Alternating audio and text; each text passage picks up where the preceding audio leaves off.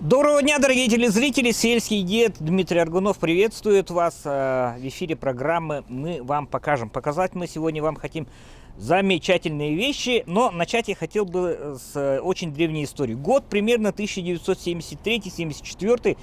Детский сад в селе Тюнгулю и целая группа детсадовцев, в котором я состоял, получает занозу вот на этом элементе, который называется, обычная горка, да. В те времена, конечно, горки делали из обычных досок, ориентация волокон была неправильная, и, соответственно, вот детсадовцы получили вот эти вот очень своеобразные травмы. Ладно, это касаемо тех времен, когда мы все еще были маленькими, ходили под стол пешком. Нынче детские площадки, элементы детских площадок, это очень-очень капитальные такие высокие требования, в первую очередь по безопасности. И сейчас проходит выставка как раз детских площадок на площадке компании «Профи». И мы приветствуем менеджера компании, представителя компании «Профи» Валерия Валявка. Валерий, прежде всего, согласны с тем, что, скажем так, детские площадки нашего детства и нынешние – это две большие разницы? Да, действительно. Сейчас есть очень точный регламент, вот как вы сказали, есть не именно ГОСТы, СНИПы, на которые ссылаются, не указывая конкретно какой. Есть технический регламент 2017 года о конструкциях детских площадок и так далее. Там идет вплоть до того, что какой размер окна делать, чтобы пролезла голова, например, но не пролезло тело. Есть размер вот между досок, какое расстояние. Да, и согласно этому регламенту мы уже четко смотрим, какие параметры мы определяем, как мы строим. Например, вот качели тоже. Здесь определенно нужно не 60 сантиметров, не 80, а минимум метр. От метра ширина между подвесами. Так, начнем вот с замечательной вот этой вот штуки. Мы все видим, когда, я же немножко в стройке тоже работаю, да? Когда сдается многоквартирный дом и так далее, начинается требование. Детская площадка должна быть оснащена продукцией компании N. Скажем так, да? Одного из замечательных производителей российских. Мы сейчас говорим об импортозамещении, но сейчас больше нужно говорить все-таки о местном производителе. Согласны с этим? Да, конечно. Компания N, она базируется в крупном российском городе, оборот у нее, скажем так, миллиардный. Чем? Это же та же самая, скажем так, та же самая продукция, но в чем отличается? Да, та же самая конструкция, продукция, отличие именно в дереве. Вот как вы говорите, компания N, они предоставляют точно такой же, например, вообще несколько производителей, вот форму, да, именно такую же предоставляют. Они отличаются деревом. У нас сосна, у них, если не ошибаюсь, такое название дерева есть, европейского рябиния. Но вообще в целом детские площадки, они срок эксплуатации их не 15, не 20 лет. Есть регламент там технический, опять же, про который говорили, указывается не более 5 лет. 5 лет. Да, потом подлежит замене, да? Да, конечно, обязательно. Но опять же, наша сосна, все прекрасно знаем, что она вековая. У нас здесь в Якутске до сих пор стоят деревья, которые вот строим из сосны и из березы. Также мы шлифуем, дерево защищаем. Обязательно. Обработка. Все, да. Никаких, вот мы сегодня говорили про занозы, никаких занос, ничего. Все это обязательно учитывается, потому что дети — это очень строгий клиент. Скажем так, ответственный. Да. Валерий, то есть получается отличие от продукции, которую, скажем так, предлагают застройщикам за, внимание, вот тут мы подходим к главному, да? За 2 миллиона 200 тысяч рублей вот такая вот конструкция называется хижина. Это, заходят туда, скатывается, тут есть окошки, есть лавочка, все прочее. Вот это, откроем название. Компания называется Компан, это крупнейший производитель детских площадок в России. И стоит у них 2200, да? 2280. Все, хорошо. Ваша хижина сколько стоит? Наша хижина стоит 490 тысяч. Но тут опять же... комплектующие те же? Комплектующие те же. Допустим, пластик, заглушки, вот они, да, можете увидеть. И горка с нержавеющей стали. Мы, естественно, ее заказываем в заводе в Петербурге. Горки у нас идентичные с ними. То есть основная цена лежит вот здесь. Такая горка стоит уже, была свыше 100, но в современных реалиях она больше 200 стоит. То есть 280-270 тысяч нам обходится горка, остальное, вот, пожалуйста, считайте, сколько весь домик. Цена. Но цифры говорят сами за себя. Здесь вот хочу обратить внимание, есть еще одна замечательная компания, которая называется заглушка.ру, да? Да, да. Да, заглушка.ру, которая обеспечивает всю безопасность вот этих вот метизов. То есть, если мы вот видим, здесь метиз торчит, вот таким вот образом, да? Здесь, ладно, круглая головка, которая обеспечивает. Да, А все болтовые и прочие соединения, они вот этими заглушками производства замечательной компании заглушка.ру, они прикрываются для того, чтобы дети не могли оттуда просто высадить себе глазик. Да, и с разгону, чтобы... Да. Мягко. Справедливости ради скажем, что компания производит, заглушка.ру производит совершенно различные. Вот навершие для Да, столбиков. очень много пластика. Очень много пластика, который, еще раз говорю, служит прежде всего для безопасности. Вот здесь, если мы пройдем дальше, мы увидим качели. У нас во дворе стоят примерно такого рода качели. Да, гнездо заплатили называется. большие деньги, Валерий, большие. Да, очень большие. Любят кататься не только дети, но и взрослые, и подростки. Вот такие вот замечательные подвесы, да. А далее смотрим. Обычная вот это, ну это малая игровой хижина. домик. Да, с песочницей, да? Да. Игровой домик с песочницей. Если заглянуть внутрь, все вот эти уголки и так далее также прикрыты пластиковыми защитными Элементами. кожухами. Здесь смотрим качели совершенно различного формата. Есть такой мини, ну как это называется, скалодром? Лаз. Да, Лаз, лаз да. скалодром. Лаз-скалодром. Штурвальчик внутри и так далее. Все эти комплектующие, они в свободной продаже. И почему бы вот эти детские площадки не собирать здесь, я просто уму непостижим. Почему мы должны вести через всю страну? Чехия, компан, вы говорили. Чехия. Чехия, да? Покрытие. Также здесь, в Да. России, в Санкт-Петербурге. Искусственная трава. То есть дети могут валяться там в носочках, в чем угодно и так далее. Но детские площадки это, скажем так, это любимая мною малая архитектурная форма. Да? Я очень люблю строить туалеты и душевые вот эти летние штучки. Лавочки. Скамья антивандальная. Антивандальные. То есть у нас же очень любят забираться там с ногами, что-то там делать, разве что, ну, не знаю, демографию не повышает. Уносить еще любят. Поэтому уносить. приходится. Да, вот эту вот штуку, если, ну, Но ее, да, она и сама по себе невозможно, тяжелая. её невозможно монтируется. просто. Ну, под центнер она весит. Мусорные баки, Урны. урны, да. Также вот такого. У нас же сейчас архитектура очень, и не только архитектура, она все, что это к органике, к дереву очень близки. Обшитое дерево. Давайте мы пройдем еще в другую часть.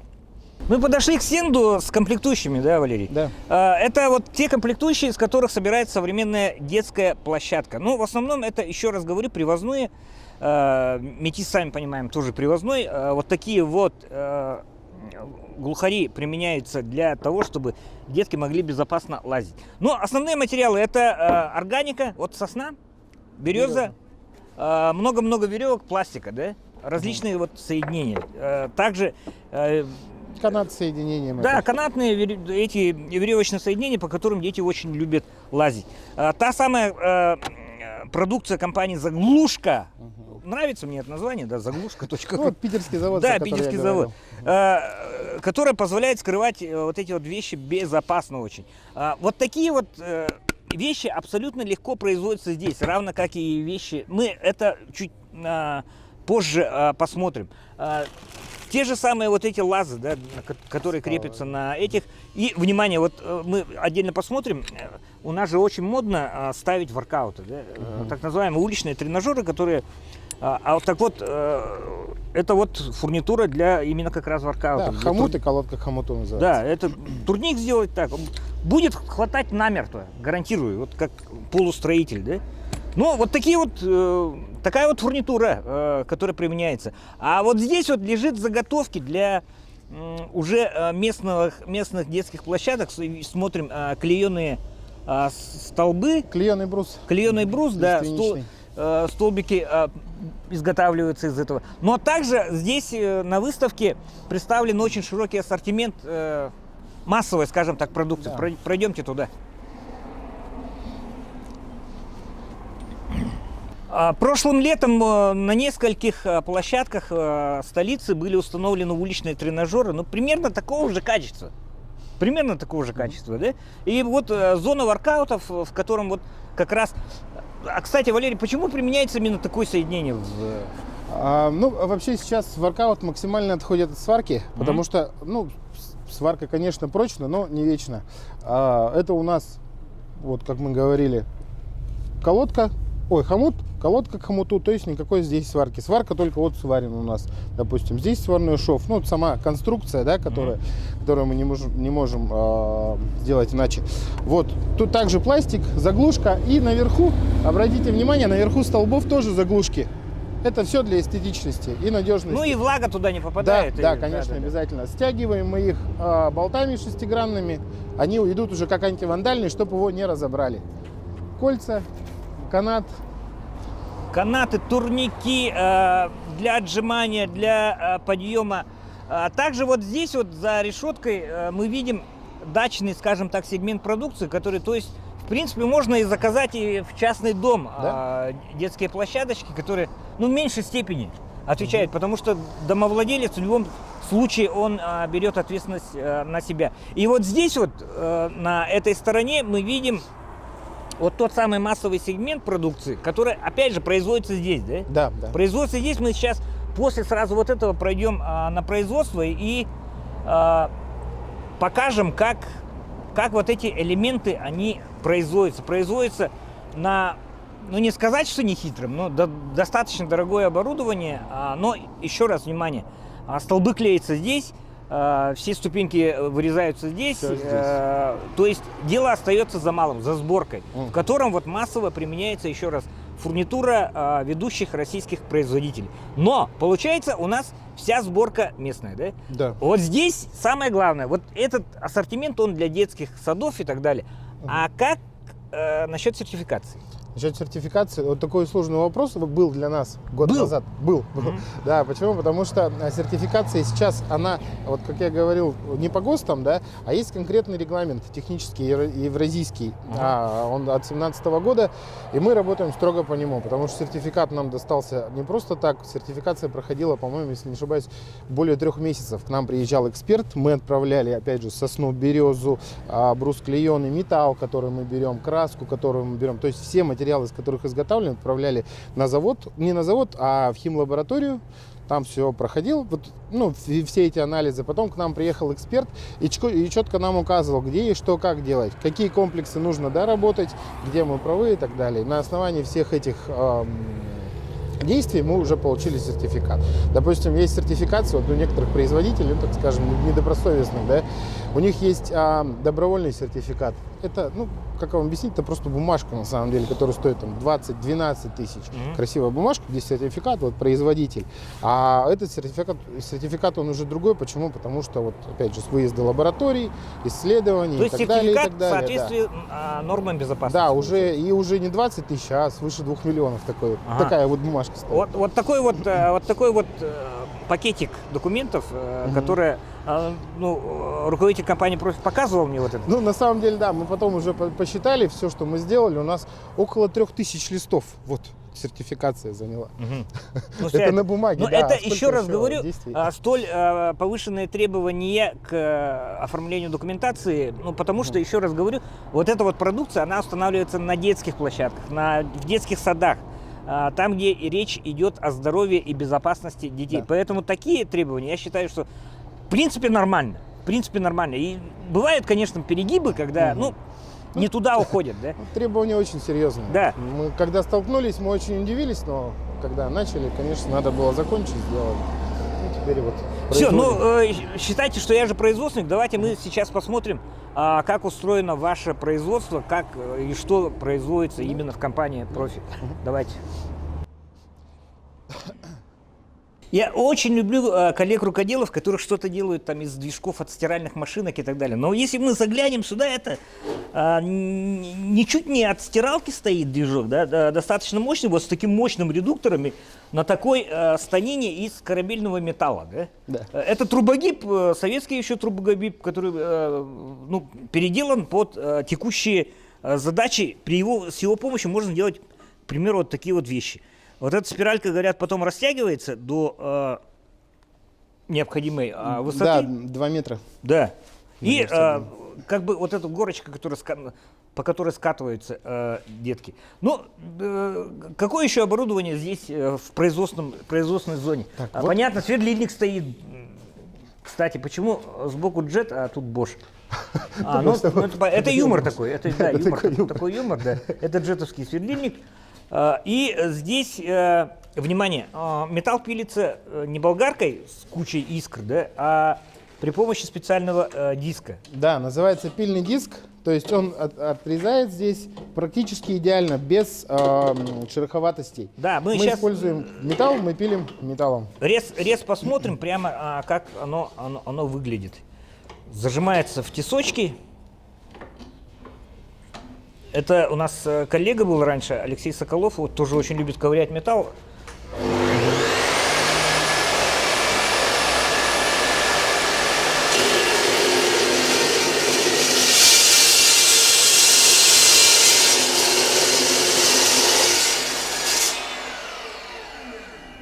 Ну вот, и сопоставляем. Олег, а что было бы чище, болгаркой или этим? Гораздо вот этим чище, да? Да, конечно. И ровнее, и чище. Скорость пила быстрее. Скорость пила быстрее, да? конечно. Ну и искр, насколько я вижу, нет. ну, Мало. гораздо меньше. Достаточно безопасно, потому что здесь стоит кожа. И если что-то летит, оно летит сюда, от оператора. Здесь, получается, даже можно не зажимать, просто рукой. Если труба длинная 6-метровая, тогда мы подставляем вот такую подставку. Ролик. Выравниваем ее по уровню, чтобы поровнее было. Допустим, круглая труба 102-108 диаметра, она тяжелая, и если ее неровно положить, разрез будет неровный. Все понял. Все здесь варится полуавтоматами, да? Исключительно полуавтоматом варим, потому что у полуавтомата шов Чище. он чище, жестче, надежнее, и поэтому мы только полуавтоматом. Ага. Вот стоит Петр Егорович, Да, баллон сварочник для полуавтомата. с углекислотой, сам сварочный аппарат. Ну, короче, красота. Углекислота выполняет роль флюса, как защитный газ. Это не кислород, а именно СО2. Углекислота. Все хорошо. И давай пройдем тогда в деревянную зону. Мне ближе по теме, да, получается. Металлом, это heavy metal, это вот элемент для крутилки. Да, это Для карусельки. заготовку для карусели делаем. Ну, это самая чистая зона деревянной зоны, да. Мы стоим сейчас, вот отодвигается станина ЧПУшного станка, на котором вырезаются фанерные заготовки. Оператор вот Семен, это, говорю еще раз, самая чистая зона. Пыль отводится. Сейчас вот дело вступит фреза. Надо посмотреть. Мы много показывали ЧПУ в своей программе, да, там Алеша Гольдеров занимается и так далее, но на таком уровне, такого оснащения, ну, впервые. Ну вот режет, уходит здесь по гофре опилка. Ну, то есть максимально чисто делаем.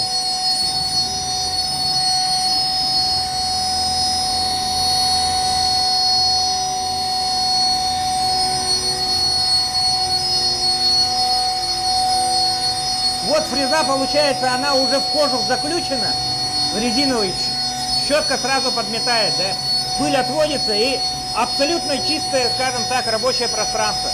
Этого надо уметь добиться, это, скажем так, одна из больных тем моей небольшой мастерской. Вот уходит у нас Да, на улицу это- стружка. Аспирация происходит по десятке, и, соответственно, здесь перегородочки тоже такого вот плана из толстого полиэтилена. Мы выходим наружу, да, и здесь мы видим небольшую, но очень почти профессионального уровня мастерскую, которая сплошь оснащена джетовской, и вот даже профессиональная серия джета от Powermatic оснасткой. Вот здесь производится вся деревянная, конструктив весь деревянный, заготовки для клееных брусьев. Вот сами клееные брусья, да, скажем так, она более стабильна, ее не поведет, ее не растрескается. И поэтому для, еще раз, очень завышенных требований по детским площадкам это идеальный вариант. Ну, Именно такой брус, да, нам да. и рекомендуют использовать. ну и стоимость, конечно, она чуть подороже. Да. Вот я рассказывал уже историю про занозы в пятых точках. Чтобы этого не было, стоит по-арматиковски вот такой вот замечательный барабанный, Шлифовальный станок. да, барабанный шлифовальный станок. Мечта любого столяра, да. Смотрим, 20 ширины, 2-метровой длины фуганок, который с места не сдвинешь просто, да. На нем выстругивается, задается геометрия. Вся аспирация, распиловочный станок. Там стоит фрезерный станок. Здесь рейсмус, тоже полупрофессиональный, да, Да. 30 ширины. Ну, в смысле, твори не хочу. Вот у меня есть знакомый, да, Серега Комков, может, знаешь его. Он говорит, сейчас время такое, что очень весело и, скажем так, с удовольствием мастериться, потому что инструмент есть совершенно разный. Были бы деньги, купить можно Да, инструмента все, очень что много. угодно, да. Начиная от струбцины, заканчивая крупными станками. Вот торцовочная пила у нас Bosch. Также опилки уходят без опилок, без какой-то грязи. Да. Ну, еще раз, вот эта небольшая столярная мастерская, она позволяет выполнять здесь, на месте, в Якутске, весь тот ассортимент необходимых деревянных изделий, которые нужны для того, чтобы изготовить детские площадки здесь, на месте. Да. А не везти через всю страну, еще раз, по такой тяжелой логистике, особенно сейчас в этот кризис, который в первую очередь бьет по логистике. Да? То есть у нас цена, это даже не цена производства, а цена перевозки получается. Да, да. В значительной степени.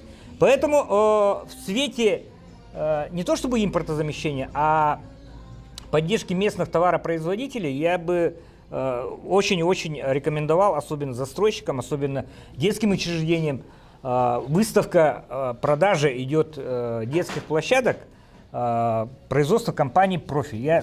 Пусть это не прозвучит реклама, я еще раз говорю, это государственная линия о том, что местный производитель должен быть поддержан хотя бы на том уровне, что об его преимуществах мы вот так вот берем и рассказываем. То есть, еще раз, ключевое у нас, хижина вот эта вот с горкой компании «Компан» стоит 2 200 000, на тех же комплектующих производство компании «Профи» оно стоит 490 000. Ощутите, как говорят, разницу в 4 раза. Тот же срок эксплуатации, Те же требования, мы даем. те же требования по безопасности, да. которые документально уже зафиксированы, подтверждены. Да. Вот такой вот 3000, скажем так, листов, сертифицирующий. Всю сертификацию, гарантию мы все предоставляем. Документация. Соответственно. Ощутите разницу. И еще раз говорю, это местный производитель. Это здешние наши ребята, которые трудятся вот на, пусть небольших, но еще раз говорю, вполне вывозящих потребности части запросов республики в плане оснащения современными детскими площадками. Так получается? Все верно. Все. верно. И, дорогие друзья, желаю вам, чтобы ваши дети не получали такие же травмы, как я в детстве, как многие из вас в детстве, да? Потому что современная детская площадка – это залог не только хорошего настроения у наших деток, а еще и залог безопасности, залог того, что с ними все будет в порядке. Эта программа «Мы вам покажем». С вами Дмитрий Аргунов, сельский дедок такой. Ну и спасибо Валерию Валявке, Спасибо. представителю компании «Профи», за вот этот вот экскурс «Мир детских площадок».